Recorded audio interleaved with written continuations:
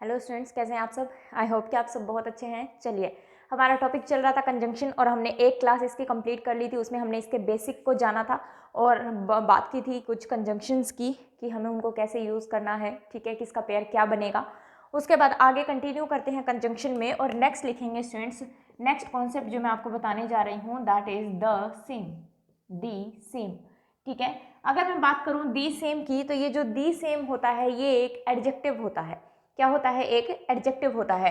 तो बात आती है कि इसके लिए हम कंजंक्शन क्या यूज़ करेंगे। इसके लिए हम कंजंक्शन क्या यूज़ करेंगे? तो इसके लिए स्टूडेंट्स दो कंजंक्शंस यूज़ हो सकते हैं। एक कंजंक्शन आपका यूज़ हो सकता है दैट और एक कंजंक्शन जो है आपका इसके लिए यूज़ हो सकता है एज। एक कंजंक्शन क्या यूज़ हो सकता है? दैट। और एक कंजंक्शन क्या यूज़ हो सकता है? एज यूज़ हो सकता है। तो दोनों में डिफरेंस क्या है या हमें पता कैसे लगेगा कि कब हमें दैट यूज़ करना है और कब हमें एज यूज़ करना है? तो इसके लिए स्टूडेंट्स ये आपको ध्यान रखना है कि दैट कंजंक्शन को हम तब यूज़ करेंगे when verb is clear. When verb is clear. When verb is clear का मतलब क्या है कि जब हमें वर्ब सीधे तरीके से, साफ तरीके से सेंटेंस में दी गई है तो हम उसे क्या बोलेंगे? उसके लिए हम क्या यूज़ करेंगे? दैट यूज़ करेंगे। और अगर मैं एज की बात करूं तो when verb is not clear in the sentence. When verb is not clear in the sentence, तो जब हमें सेंटेंस में वर्ब क्लियर नहीं है, एग्जैक्टली हमें वर्ब के बारे में नहीं पता है, तो हम उसके लिए पेयर क्या यूज़ करेंगे? एज यूज़ करेंगे। ठीक है, फॉर एग्जाम्पल अगर मैं बोलूं कि this is the same bag, this is the same bag as या फिर that mine. This is the same bag as या फिर दैट माइन। माइन अब आप लोगों को क्लियर है, प्रोनाउन आपका टॉपिक हो चुका है कि मैंने यहाँ पे माइन क्यों लिखा है। तो मैं क्या कह रही हूँ, ये वही वैसा ही बैग है जैसा कि मेरा बैग है। जैसा कि मेरा बैग है वैसा ही ये बैग है। तो this is the same bag, वैसा ही बैग है। तो अब मुझे ये बताओ कि जहाँ पे हमने कंजंक्शन को यूज़ किया, क्या उसके बाद हमें वर्ब कोई गिवन है? नहीं, वर्ब हमें कोई भी क्लियरली गिवन नहीं है। और जब हमें वर्ब क्लियरली गिवन नहीं है तो यहाँ पे हम क्या यूज़ करेंगे स्टूडेंट्स? एज को यूज़ करेंगे, दैट को यूज़ नहीं करेंगे। ठीक है, दैट को यूज़ नहीं करेंगे, किसको यूज़ करेंगे? एट को यूज़ करेंगे। ऐसे ही अगर मैं आपको बोलूँ कि he is the same person, he is the same person as या फिर that, he is the same person as या फिर दैट, या फिर हमने एक रिलेटिव प्रोनाउन पढ़ा था दैट इज हु। और दैट आपको पता है रिलेटिव प्रोनाउन भी होता है, लेकिन हमने जब रिलेटिव प्रोनाउन पढ़ा था तब मैंने आपको बताया था कि इनको रिलेटिव कंजंक्शन भी कह दिया जाता है क्योंकि ये रिलेट करने का काम करते हैं। तो as that who met yesterday, he is the same person as that who met yesterday, who met yesterday। तो who met me लिख लो या him लिख लो, हर लिख लो, कुछ भी लिख लो, met me yesterday। तो अब देखो मैं कह रही हूँ कि ये वही पर्सन है, ये वही इंसान है जिससे मैं कल, जो मुझसे कल मिला था। ठीक है, तो दैट मीन्स कि अब देखो जहाँ पे हमें कंजंक्शन यूज किया उसके बाद हमें एक वर्ब जो है क्लियरली गिवन है। दैट मीन्स वर्ब हमें यहाँ पे क्लियरली गिवन है, लेकिन इसके बाद हमें कोई भी वर्ब गिवन नहीं थी। तो जब वर्ब गिवन नहीं थी तो हमने कंजंक्शन क्या यूज किया? एज। किसके लिए? द सेम के लिए। और मैंने क्या कहा? द सेम जो है वो क्या होता है? एक एडजेक्टिव होता है। तो अगर आप लोग ध्यान देंगे तो यहाँ पे मैंने द सेम के बाद क्या लिखा? एक नाउन को लिखा। यहाँ पे भी ऐसे ही अगर आप ध्यान देंगे तो द सेम के बाद मैंने क्या लिखा? एक नाउन को लिखा। तो द सेम के बाद हमें एक नाउन जरूर लिखना पड़ेगा क्योंकि ये क्या होता है? आपका एडजेक्टिव होता है। और ध्यान रखना स्टूडेंट्स, अगर ये एडजेक्टिव है तो ये कभी भी सब्जेक्ट या ऑब्जेक्ट की तरह यूज नहीं होगा। तो इस बात का आपको हमेशा ध्यान रखना है, दी सेम जो है वो एडजेक्टिव होता है। तो अगर ये सेंटेंस में सब्जेक्ट या ऑब्जेक्ट की तरह यूज किया जा रहा है तो वहां पे डेफिनेटली एक एरर होगा। तो यहाँ पे अगर मैं बात करूँ तो इसके बाद कंजंक्शन के बाद हमें वर्ब क्लियरली गिवन है, और वर्ब क्लियरली गिवन है तो यहाँ पे हम दैट को यूज करेंगे, एज को यूज नहीं करेंगे। लेकिन एक चीज और हमारे दिमाग में आती है कि हमने जब प्रोनाउन पढ़ रहे थे, हम रिलेटिव प्रोनाउन पढ़ रहे थे, तो हमने पढ़ा था कि जो पर्सन्स आते हैं हमारे पर्सन्स के लिए तो हम हु भी यूज कर लेते हैं। लेकिन ध्यान दो स्टूडेंट्स, अगर मैं यहाँ पे द सेम ना लिखती, अगर मैं यहाँ पे द सेम ना लिखती फिर आपका हु भी सही था। लेकिन द सेम क्या है? एडजेक्टिव है, और ये जो है इसकी विशेषता बता रहा है। और जब ये इसकी विशेषता बता रहा है तो जब कोई चीज विशेषता बता रहा हो दैट मीन्स द सेम का फोकस किस पे है? पर्सन पे। तो जब इसका फोकस इस पर्सन पे है तो हम हमेशा ही दैट को यूज करेंगे, वहां पे हु भी यूज नहीं होगा। तो द सेम के केस में स्टूडेंट्स चाहे बेशक आपके पास पर्सन आ रहा हो, लेकिन उसके लिए आप हु को यूज नहीं करेंगे, उसके लिए आपको दैट ही यूज करना पड़ेगा अगर उसके बाद आपको क्लियरली एक वर्ब गिवन है, उसके बाद एक क्लियरली वर्ब गिवन है। एक सेंटेंस और लिखिए, उससे आपको बिल्कुल क्लियर हो जाएगा। फॉर एग्जाम्पल अगर मैं आपको बोलूं कि this is the same bag as that you give me, this is the same bag as that you give me. ठीक है, ये वही बैग है जो आपने मुझे दिया। तो दैट मीन्स कि अब मुझे ये बताओ, यहाँ पे जो हमें कंजंक्शन यूज करना है और हमें सेंटेंस में दी सेम दिख रहा है, तो इसके बाद मेरे पास कोई वर्ब दिख रही है या नहीं, वर्ब क्लियरली गिवन है या नहीं, बिल्कुल वर्ब हमें एक गिवन है, दैट इज गिव। तो अब एज की कोई सेंस नहीं बनती, हमें यहाँ पे क्या यूज करना पड़ेगा, दैट यूज करना पड़ेगा। तो जब हमें क्लियरली एक वर्ब गिवन हो इन कंजंक्शन के बाद और सेंटेंस में दी सेम आ रहा है, तो उसके बाद हम क्या कहते हैं, दैट को ही यूज करेंगे। तो आई थिंक ये कॉन्सेप्ट जो है वो आपको क्लियर हो गया होगा। इसको एक बार नोट डाउन कर लीजिए, फिर हम आगे बात करते हैं। ठीक है, इसके बाद नेक्स्ट कॉन्सेप्ट लिखेंगे स्टूडेंट्स, ऊपर से रफ कर देती हूँ, ये आपने नोट डाउन कर लिया होगा। चलिए इसके बाद नेक्स्ट कॉन्सेप्ट लिखिए। ये जो मैं नेक्स्ट कॉन्सेप्ट लिखवाने जा रही हूँ थोड़ा सा एडवर्ब से रिलेटेड है, तो अभी जस्ट मैं आपको जितना समझाऊँ आप सिर्फ उसको समझ लेना और नोट कर लेना। जब हम एडवर्ब टॉपिक कर रहे होंगे तो अब उसके बारे में हम डिटेल में दोबारा से बात करेंगे। ठीक है, लेकिन यहाँ पे भी अगर मैं आपको चीज़ें समझाऊंगी तो समझ में आ जाएंगी, ऐसी कोई बात नहीं है कि आपको समझ में नहीं आएगा। ठीक है, तो अगर मैं बात करूँ आपके पास, हमारे पास दो एडवर्ब्स होते हैं, दैट मीन्स कि नो सूनर, एक एडवर्ब होता है हमारे पास हार्डली और एक एडवर्ब होता है हमारे पास स्कार्सली। ठीक है, नो सूनर का मतलब होता है जो ही। ठीक है, नो सूनर का मतलब क्या होता है, जो ही, जैसे ही। तो नो सूनर के लिए अगर हमें कोई कंजंक्शन यूज करना है स्टूडेंट्स, तो वो कंजंक्शन हमेशा ही देन यूज होगा। नो सूनर अगर हमें सेंटेंस में दिख रहा है और उसके लिए कोई कंजंक्शन यूज होना है सेंटेंस में, तो वो कंजंक्शन हमेशा ही क्या यूज होगा, देन यूज होगा। लेकिन जब मैं बात करूं हार्डली या स्कार्सली, तो इनका मतलब होता है स्टूडेंट्स रेयरली, न के बराबर। क्या मतलब होता है, न के बराबर, रेयरली। तो दैट मीन्स कि अगर इनके लिए मुझे कोई कंजंक्शन सेंटेंस में यूज करना है स्टूडेंट्स, तो इनका पेयर बनेगा व्हेन। इनका पेयर क्या बनेगा, व्हेन। तो नो सूनर का पेयर जो बनेगा वो देन, और हार्डली और स्कार्सली का जो पेयर बनेगा वो क्या बनेगा, व्हेन। पेयर कहने का मतलब क्या है कि अगर हमें इनके लिए कंजंक्शन यूज करना है तो। फॉर एग्जाम्पल अगर मैं आपको सेंटेंस बोलूं, no sooner did I enter the room, no sooner did I enter the room then, या फिर देन या फिर व्हेन I saw a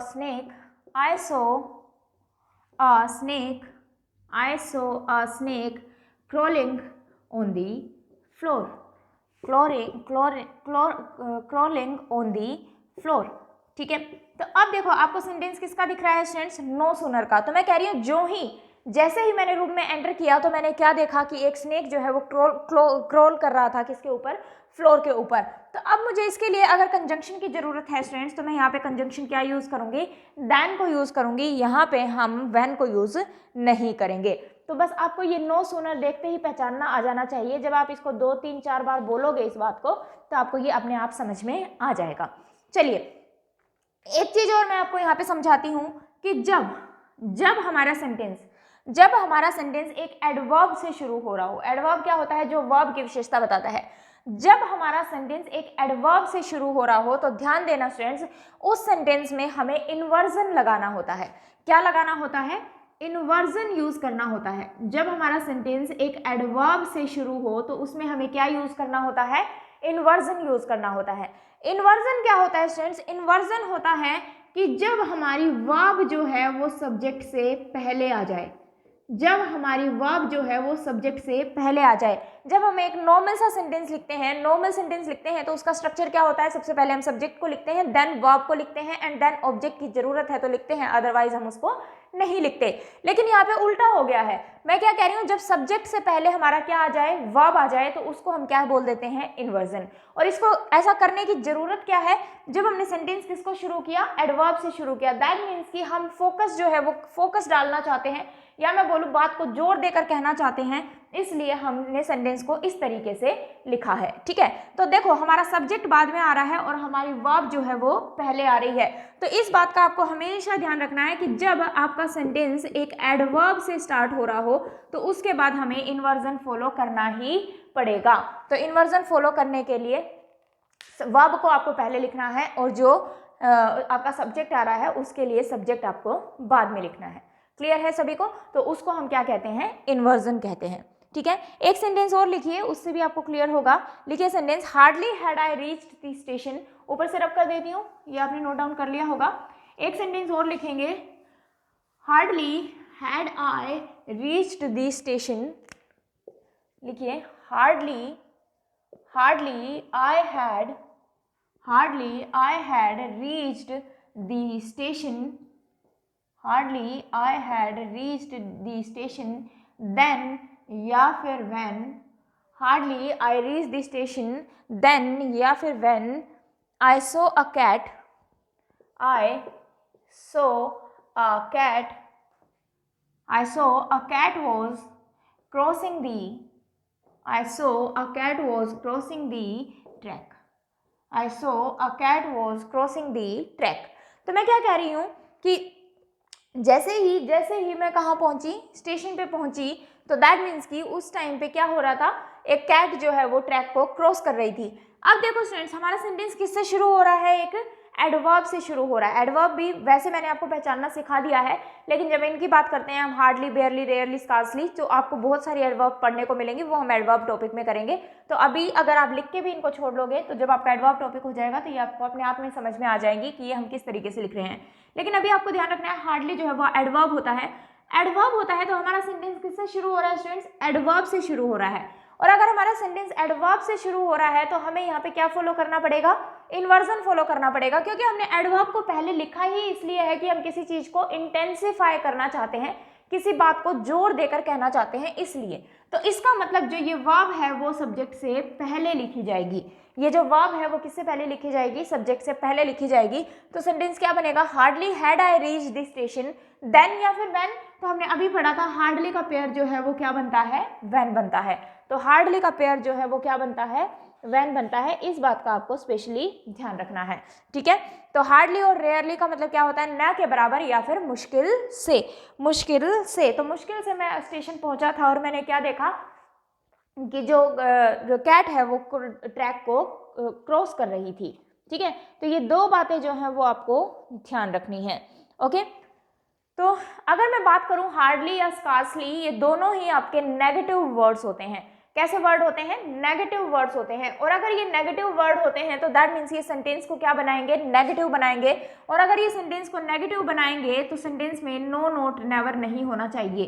कौन से पोर्शन में नो, नोट, नेवर नहीं होना चाहिए, जो हार्डली वाला पोर्शन है उसमें नो, नोट, नेवर आपका नहीं होना चाहिए। ठीक है, इसको एक बार नोट डाउन कर लीजिए, फिर हम आगे बात करते हैं।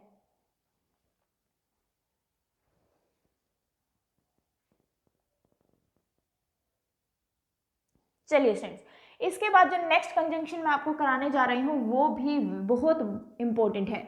ठीक है, तो उसको भी आप लोग ध्यान से पढ़ेंगे। तो नेक्स्ट कंजंक्शन लिखिए, that is till, until and unless. यहाँ से भी एग्जाम में आपको बहुत ज़्यादा क्वेश्चंस देखने को मिलते हैं।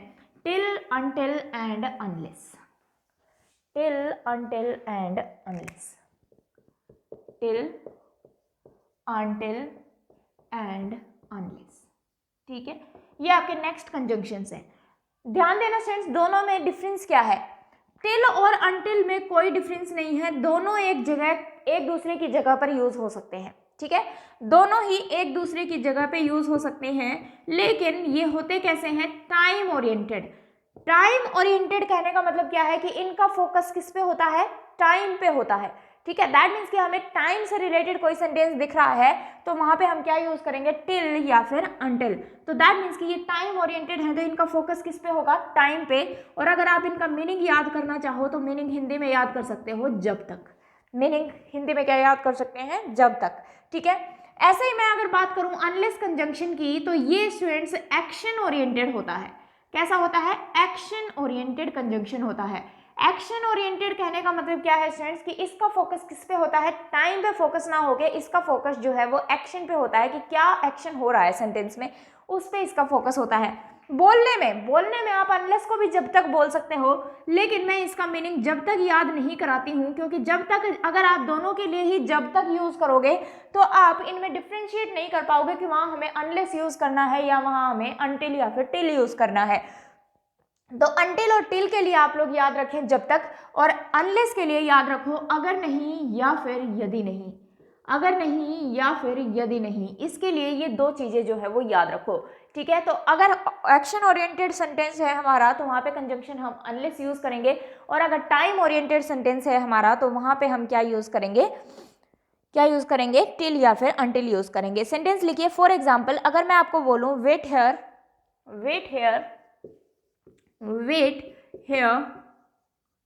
ठीक है, टिल या फिर अनटिल या फिर अनलेस आई केम, ठीक है, आई केम, ओके। आई केम तो सेंटेंस फिर आपका पास्ट में बना दिया जाएगा, कम लिख लो यहाँ पे। Wait here till until unless I come, तो मैं क्या कह रही हूँ कि यहाँ पर वेट करो जब तक मैं ना आ जाऊं। तो दैट मीन्स कि हम क्या कहना चाह रहे हैं कि जब तक मैं आऊं तब तक आप यहाँ पे वेट करो। लेकिन अगर मैं यहाँ पे बोलूं कि वेट करो अगर मैं नहीं आ जाऊं, तो दैट मीन्स कि यहाँ पे अगर की कोई सेंस हमें नहीं आ रही। और एक बात बताओ, कंडीशन लगेगी, दैट मीन्स कंडीशन तो, या फिर मैं बताऊं एक्शन तो, और एक्शन ही दिखाएगा। लेकिन यहाँ पे तो टाइम दिखाने की बात हो रही है, और टाइम दिखाने की बात हो रही है तो यहाँ पे अनलेस यूज नहीं होगा, क्या यूज होगा, टिल यूज होगा या फिर अनटिल यूज होगा। क्लियर है। दूसरी बात ध्यान दो स्टूडेंट्स, ये आपका टिल अनटिल जो है वो एक पॉजिटिव वर्ड है, लेकिन अनलेस आपका कैसा वर्ड है, नेगेटिव वर्ड है, क्योंकि इसके मीनिंग में आपके पास क्या आ रहा है, एक नहीं आ रहा है, और नहीं आ रहा है दैट मीन्स ये नेगेटिव वर्ड है। और अगर ये नेगेटिव वर्ड है तो अनलेस वाले पोर्शन में आपके पास नो नोट नेवर नहीं होना चाहिए, ठीक है। तो अगर मैं आपको बोलूं अनटिल या फिर अनलेस, बताना मुझे क्या आएगा यहाँ पे, अनटिल या फिर अनलेस। वीडियो को पॉज करके एक बार सॉल्व करने की कोशिश करना है इसको। अनटिल या फिर unless you do not work hard, you will not pass। तो मैं कह रही हूं कि अब मुझे बताओ कि यहाँ पे कोई कंडीशन लगी है या यहाँ पे टाइम की बात हो रही है। दैट मीन्स कि आप जब तक देखो, दोनों का ही मीनिंग चाहे बेशक जब तक लगा लो, अगर आपको मीनिंग समझ में आ रहा है तो। अनटिल के लिए भी मैं जब तक बोल दूं, अनलेस के लिए भी मैं जब तक बोल दूं, तो मैं कह रही हूं जब तक मेहनत नहीं करोगे तब तक पास नहीं हो पाओगे। तो दैट मीन्स कि ये कंडीशन लग गई यहाँ पे, ये एक्शन ओरिएंटेड हो गया आपका, ठीक है। प्योरली यहाँ पे कंडीशन दिख रही है आपको, टाइम की कोई बात नहीं हो रही है। चाहे आप 10 साल मेहनत ना करो तो दैट मीन्स कि आप तब तक पास नहीं हो पाएंगे।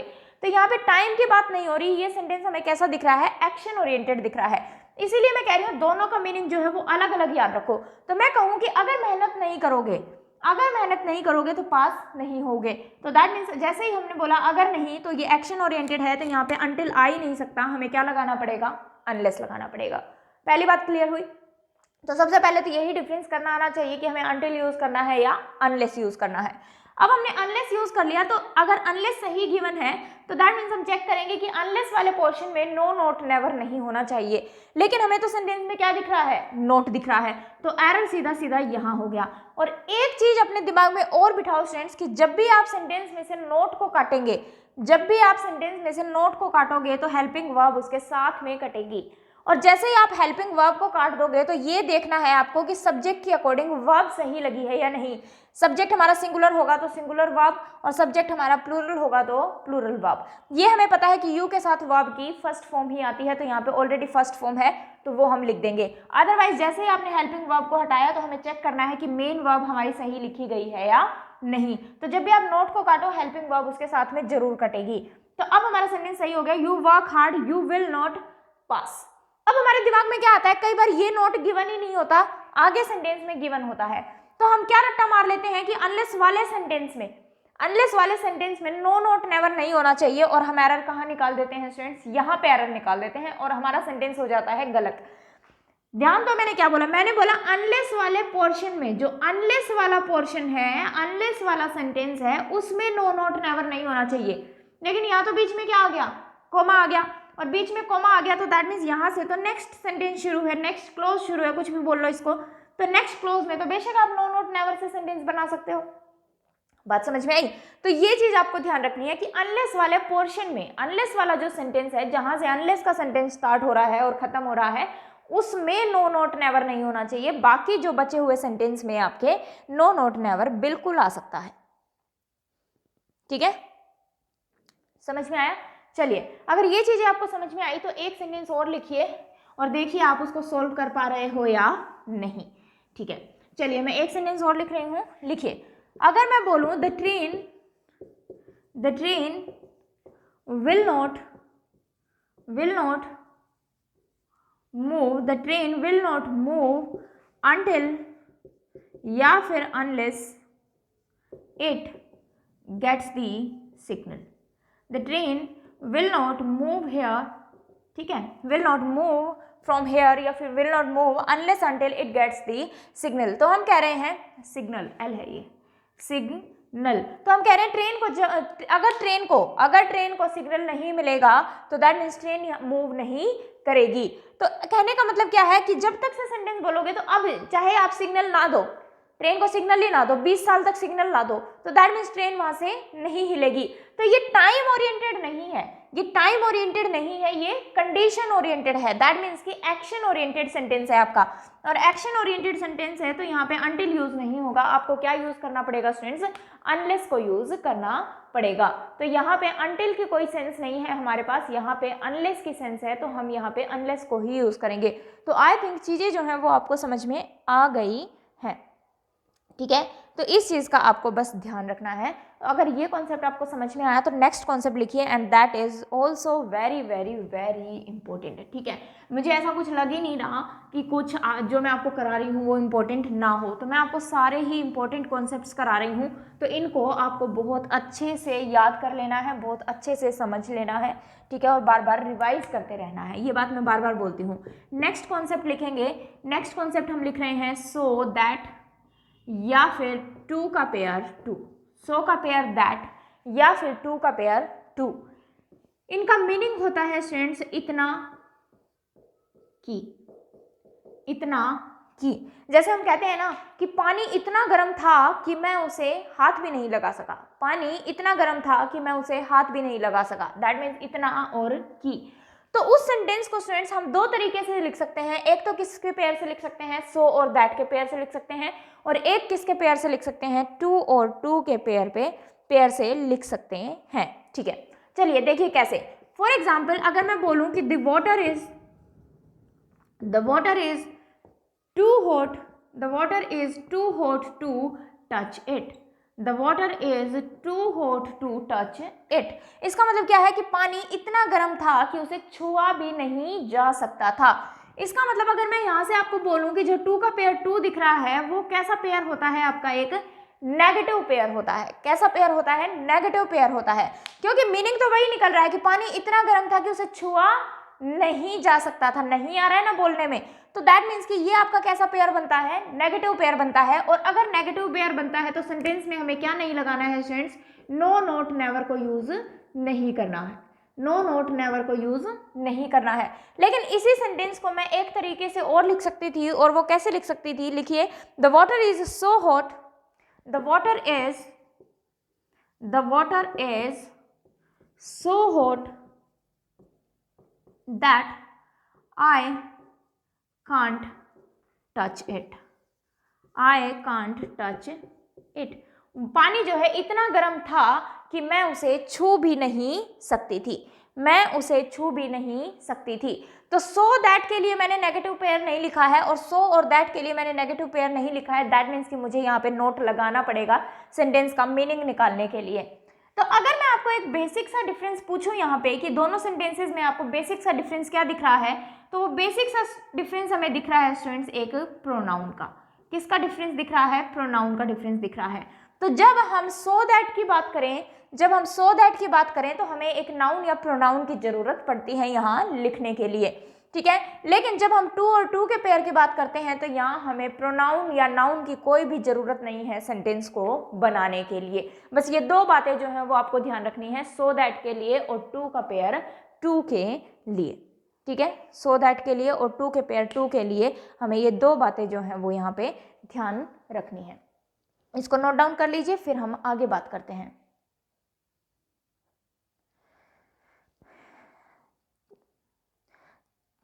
चलिए स्टूडेंट्स, इसके बाद मैं आपको जो थोड़े से कंजंक्शन लिखवाने जा रही हूँ वो कंजंक्शन आपको लिखवाने जा रही हूँ जिनका कोई भी पेयर नहीं बनता है। दैट मीन्स कि उन कंजंक्शंस के साथ या उन वर्ड्स के साथ आपको कोई पेयर दिखाई दे रहा है तो सीधा सीधा एरर वहीं पे है, सीधा सीधा एरर वहीं पे होगा आपके पास। तो अगर मैं बोलूँ एज सून एज, इसका कोई भी पेयर आपका नहीं बनता है। क्या नहीं बनता है? पेयर नहीं बनता है। तो no pair of conjunctions, pair कोई भी पेयर ना हो कंजंक्शंस का, उनकी बात कर रही हूं मैं। तो एज सून एज का कोई भी पेयर नहीं बनता है। ऐसे ही इफ का भी कोई भी पेयर आपके पास नहीं बनता है, इफ का कोई भी पेयर आपके पास नहीं बनता है। ऐसे ही अगर मैं बात करूं व्हेन की, तो व्हेन का भी आपका कोई भी पेयर नहीं बनता है, इसका कोई भी पेयर आपके पास यहाँ पे नहीं बनेगा। ऐसे ही अगर मैं बात करूं सिंस की, ऐसे ही अगर मैं बात करूं आपसे एज की, और ऐसे ही अगर मैं बात करूं आपसे बिकॉज की, तो इनका भी कोई भी पेयर आपके पास नहीं बनता है। तो इन चीज़ों का जो है वो आपको स्पेशली ध्यान रखना है कि इनका अगर कोई भी पेयर नहीं बनता है तो यहाँ हम कुछ भी यूज़ नहीं करेंगे, इनके साथ में कुछ भी यूज़ नहीं करेंगे, ठीक है। कैसे? फॉर एग्जाम्पल अगर मैं आपको बोलूँ एज सून एज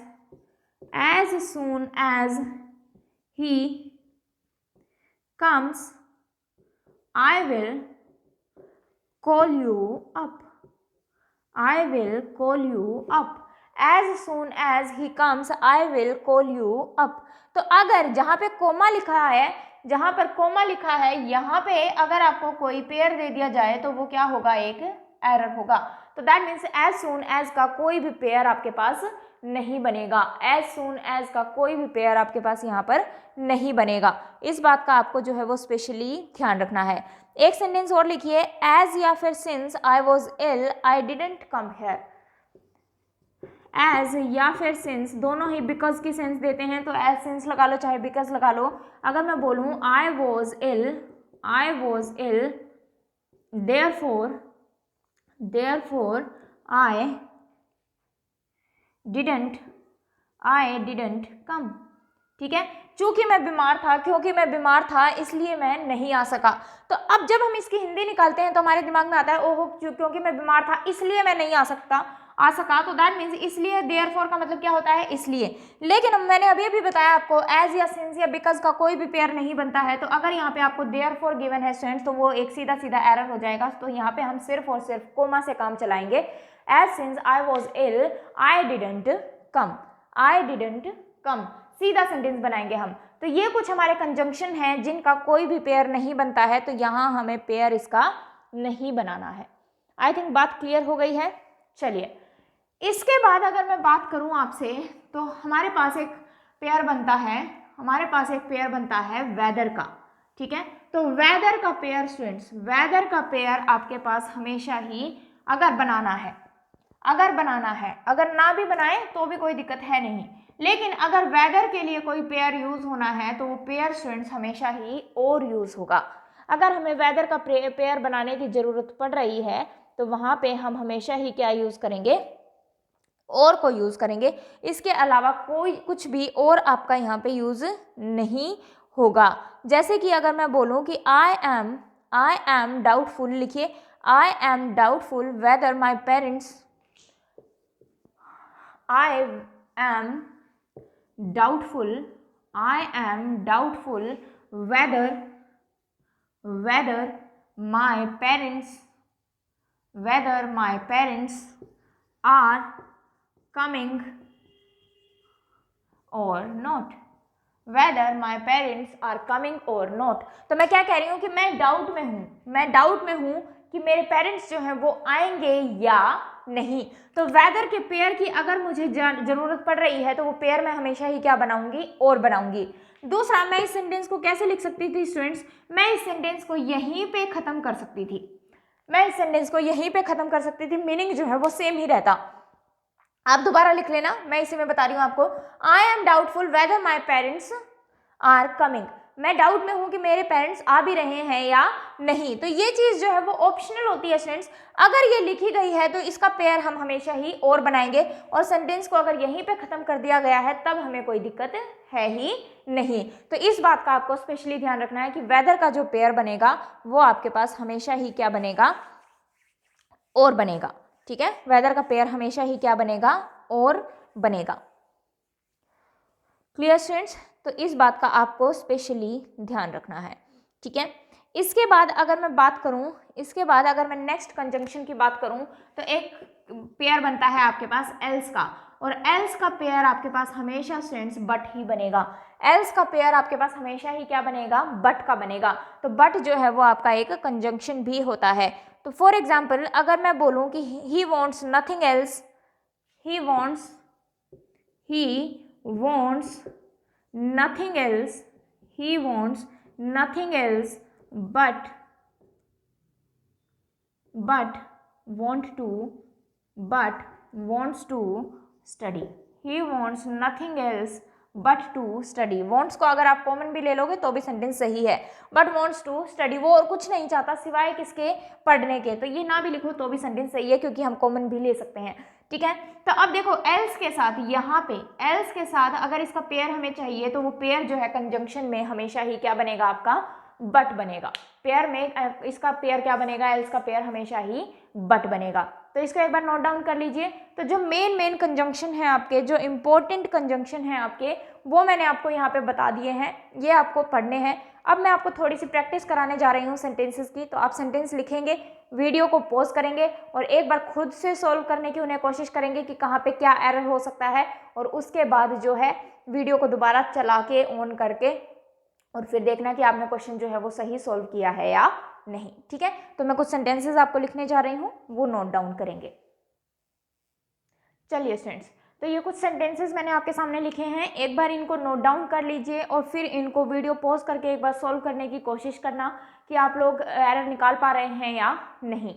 तो सबसे पहला सेंटेंस देखेंगे, as he is a perfectionist so he always insists on. देखो मैंने आपको प्रीपोजिशन में भी पढ़ाया था कि इंसिस्ट के साथ फिक्स प्रीपोजिशन क्या यूज होती है, ऑन, और उसके बाद हमें ऑलरेडी नाउन गिवन है तो उसे हमें छेड़ने की जरूरत नहीं है। तो अब हमारे पास क्या आ गया स्टूडेंट सेंटेंस में, एज, और हमने पढ़ा था एज का कोई भी पेयर नहीं बनता है, और अगर एज का कोई भी पेयर नहीं बनता है तो यहाँ आपको कोमा भी गिवन है और सो भी गिवन है। तो दैट मीन्स एज का अगर कोई भी पेयर नहीं बनता है तो यहाँ पे एरर किस चीज का हो जाएगा, सो का। तो सेंटेंस में सो नहीं होना चाहिए था। आई थिंक पहला पॉइंट जो है वो आपको क्लियर है। सेकंड सेंटेंस देखिए, scarcely had he gone then a policeman knocked at the door to inquire. ठीक है, तो मुश्किल से ही उसने जो है वो जाने वाला था और इतनी देर में ही क्या आ गया, पुलिसमैन आ गया इंक्वायरी करने के लिए। तो हमने पढ़ा था कि स्कार्सली का पेयर जो है स्टूडेंट्स, स्कार्सली का पेयर जो है वो व्हेन बनता है। तो दैट मीन्स कि यहाँ देन नहीं आना चाहिए, यहाँ पे क्या लगना चाहिए था, व्हेन यूज होना चाहिए था। लेकिन अगर ये एरर नहीं होता, मान लो व्हेन सही दिया है यहाँ पे, तो हम एरर क्या बताते, क्या देखते एरर, फिर हम इन्वर्जन का एरर देखते हैं, क्योंकि मैंने बताया था कि जब आपका सेंटेंस जो है वो एडवर्ब से शुरू हो तो वहां हमें क्या फॉलो करना पड़ता है, इन्वर्जन फॉलो करना पड़ता है। और इन्वर्जन फॉलो करने का मतलब क्या होता है कि वर्ब को हम पहले लिखेंगे किससे, वर्ब को हम पहले लिखेंगे हमारे सब्जेक्ट से। तो अगर ये एरर नहीं होता तो हम ये एरर भी एक बार जरूर चेक करते। ठीक है, चलिए, तो यहाँ पे देन की जगह पे क्या आना चाहिए था, व्हेन। थर्ड सेंटेंस देखिए, run fast lest you will lose the race. तो लास्ट लेक्चर में हमने पढ़ा था कि लेस्ट का पेयर हमेशा ही क्या बनता है, शुड बनता है। तो यहाँ पे विल यूज नहीं होगा, इसकी जगह पे हमें क्या यूज करना पड़ेगा, शुड यूज करना पड़ेगा। तो अपने पिछले लेक्चर को रिवाइज जरूर कर लेना क्वेश्चंस को सोल्व करने से पहले। ठीक है, तो थर्ड सेंटेंस में लेस्ट का पेयर शुड बनना था, इसलिए हमने विल की जगह पे क्या यूज किया, शुड यूज किया। नेक्स्ट सेंटेंस देखिए, I can not confirm you, कि मैं आपको कन्फर्म नहीं कर सकता, कन्फर्म नहीं बता सकता if he has paid the bill, वो बिल पे करेगा या फिर सामान को वापस कर देगा। वो बिल पे कर चुका है या फिर सामान वापस कर चुका है। अब देखो, मैं और को तो नहीं छेड़ सकती क्योंकि यहाँ पे दो चीजें हैं, एक तो बिल पे करेगा या फिर जो है सामान को वापस करेगा, तो ये और तो नहीं हट सकता। लेकिन हमें ये पता है कि इफ का तो कोई भी पेयर नहीं बनता, और इफ का कोई भी पेयर नहीं बनता, लेकिन मैं यहाँ से और को नहीं हटा सकती। दैट मीन्स कि मैं इसको हटा सकती हूँ, इस इफ को हटा सकती हूँ, और यहाँ पे मैं क्या लगा सकती हूँ स्टूडेंट्स, वेदर को यूज कर सकती हूँ। यहाँ पे किसको यूज कर सकती हूँ, वेदर को यूज कर सकती हूँ। ठीक है, तो और का पेयर हमेशा ही क्या बनता है, वेदर बनता है। तो यहाँ पे इफ यूज नहीं होना था, यहाँ पे क्या यूज होना था, वेदर यूज होना था। चलिए नेक्स्ट सेंटेंस देखते हैं। He doubts whether she will help him if not. वो डाउट में है कि वो उसकी मदद करेगी या नहीं। तो हमें सेंटेंस में क्या दिखाई दिया, वेदर दिखाई दिया, और वेदर का पेयर हमें पता है, वेदर का पेयर हमेशा ही और बनता है। तो यहाँ पे ओ इफ की कोई सेंस नहीं थी, तो हम वेदर का पेयर बनाने के लिए वहां क्या यूज कर लेंगे, और को यूज कर लेंगे। तो आपको हमेशा ये जरूर चेक करना है कि हम और को हटा पा रहे हैं या नहीं। अगर और को नहीं हटा सकते तो दैट मीन्स कि वहां पे और का पेयर आपके पास क्या बन रहा होगा, वेदर का पेयर बन रहा होगा। ठीक है, और ईदर का पेयर भी आपका बन सकता है। ठीक है, लेकिन ईदर का पेयर अगर आप लोग बनाएंगे तो दैट मीन्स कि आपको जहां पे आपने और को यूज किया है वहीं पे आपको ईदर को भी यूज करना पड़ेगा। चलिए नेक्स्ट सेंटेंस देखिए। Because she did not work hard so she failed. क्योंकि उसने मेहनत नहीं की इसलिए वो फेल हो गई। अब हमने पढ़ा था सिंस, एज, बिकॉज, इनका कोई भी पेयर नहीं बनता है, तो दैट मीन्स कि यहाँ पे सो नहीं होना चाहिए। लेकिन ये सेंटेंस दो अलग अलग हैं, तो हम यहाँ पे क्या यूज कर लेंगे, कोमा को यूज कर लेंगे। यहाँ पे हम कोमा को यूज कर लेंगे। तो इन बातों का जो है वो आपको ध्यान रखना है कंजंक्शन करते हुए और कंजंक्शन के क्वेश्चन सोल्व करते हुए। तो अपने कंजंक्शन को जो है वो बहुत अच्छे से रिवाइज कर लेना। फिर भी अगर कोई डाउट रह जाता है तो मुझसे पूछेंगे जरूर। ठीक है, तो इन चीज़ों को जो है आपको बहुत अच्छे से समझना है। चलिए मैं आपको एक कॉन्सेप्ट और करा देती हूँ। वैसे मैं आपको ये कॉन्सेप्ट जो है वो कंडीशनल टॉपिक में कराती हूँ, लेकिन ये हैं आपके क्या कंजंक्शन ही। तो एक कॉन्सेप्ट और देख लेते हैं हम लोग। अगर मैं कॉन्सेप्ट की बात करूँ तो वो कॉन्सेप्ट है स्टूडेंट्स एज इफ। वो कॉन्सेप्ट क्या है आपके पास, एज इफ। एज इफ का मतलब होता है मानो। एज इफ का मतलब क्या होता है, मानो। एज इफ का मतलब क्या होता है, मानो। एज इफ का मतलब होता है स्टूडेंट्स मानो। ठीक है, लेकिन अगर इसके लिए फिर आपको जो है कंडीशनल का पता होना चाहिए कि क्या कहते हैं ये आपका मतलब इमेजिनेशन का सेंटेंस है या रियल सेंटेंस है या किस टाइप का सेंटेंस है, तो आई थिंक हमें ये वहीं पे ही करना चाहिए। तो इसको मैं आपको कहाँ करा रही हूँगी, कंडीशनल के टॉपिक में करा रही हूँगी। जब हम बात इमेजिनेशन की और जब हम बात रियलिटी की करेंगे तो कंडीशनल टॉपिक में ही पढ़ेंगे हम इसको सिर्फ नोट डाउन करके लिख लीजिए, क्योंकि अभी मैं बताने लगूंगी तो सारा टॉपिक जो है वो कंडीशनल पे शिफ्ट हो जाएगा, तो उसके लिए हमें कंडीशनल को जानना पड़ेगा। ठीक है, तो कंडीशनल टॉपिक में ही करेंगे हम एज इफ को। इसके बाद अगर मैं कहूँ तो कंजंक्शन टॉपिक जो है वो आपका कंप्लीट है। इतनी चीज़ें भी पढ़ लोगे तो आपके सेट के एग्जाम के हिसाब say that is more than sufficient. Practice आप करते रहिए, लेकिन स्टूडेंट्स प्रैक्टिस करने का बेनिफिट तभी है जब आपके पीछे के कॉन्सेप्ट्स क्लियर हैं। अगर हमारे कॉन्सेप्ट्स क्लियर नहीं है तो हम क्वेश्चन को सॉल्व नहीं कर पाएंगे।